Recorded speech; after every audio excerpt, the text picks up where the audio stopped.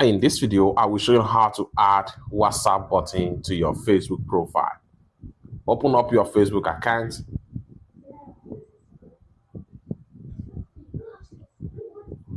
Go ahead and click on your profile icon.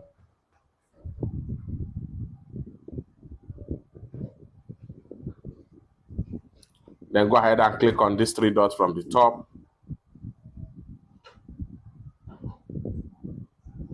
Go ahead and click on Add Action button.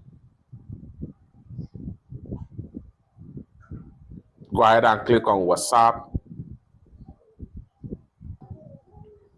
Having selected WhatsApp, go ahead and click on Connect WhatsApp account.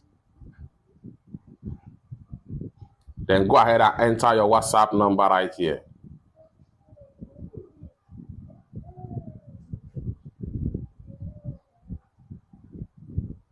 Then go ahead and click on Send Code.